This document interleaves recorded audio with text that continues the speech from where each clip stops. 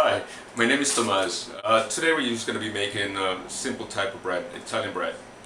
It doesn't need that much rest, it's easier to mix, and you can actually do it at home very simple. You don't need a machine, you don't need any type of equipment except your flour, your sugar, salt, a little bit of oil if you like, and your dry yeast. Pretty much that's it.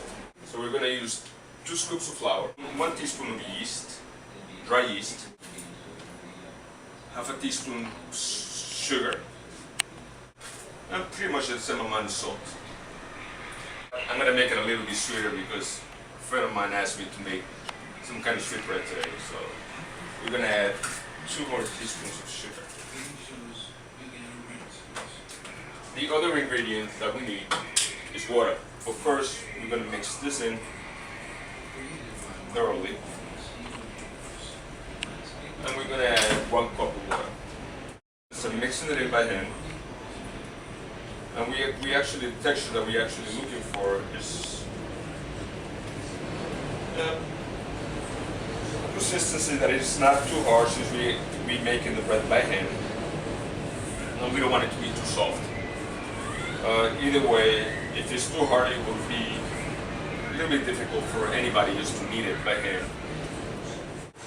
So it's about 2 cups of flour and 1 cup of water, 2 to 1. Once we have it mixed into the bowl, we can actually throw it straight into the table. A little bit of flour. And just knead it. Always I like to add a little bit of flour on the bottom of the table. And a little bit of flour on the top. And just let it rest. This will double up in size. And then we'll get back to work to it. I remember when I was younger, I used to love to this Italian bakery and just pick bread just coming out of the oven.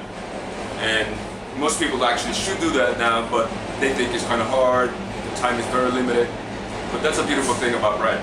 You can actually start bread today and finish it tomorrow, depending on how much time you actually have. So now what we're going to do is just going to cut the dough in 2 pieces. One of them, you're just going to roll it, set it on the tray,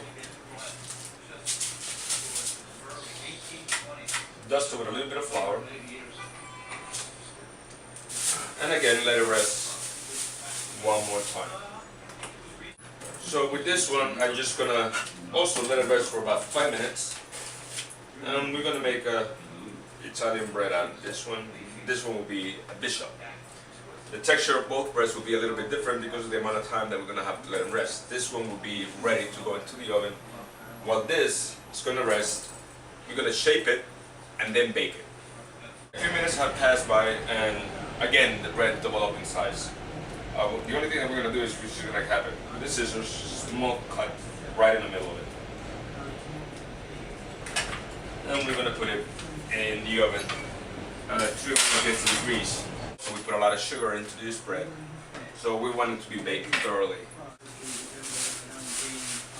The time that the bread takes to grow depends on the temperature of the apartment that you're in or the house, and the amount of yeast that you're using for your bread. So don't rush it, it'll get bigger.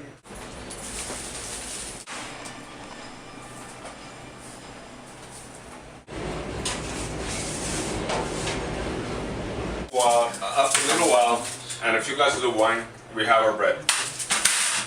This one is called a bishop because of the 4 little points over here that reminds people of the hat that the bishops wear. And this is it. Very simple. Smells real good. So there it goes. Now we have a different type of bread. This one's gonna have a slightly different taste from this one because we let it rest a little bit longer. The crust will be harder. This one will be a little bit softer. Every single time you let the dough rest, we have a different type of flavor. If you leave it overnight, bake it tomorrow, you have a different flavor, different texture of bread. So now let's cut into our bread.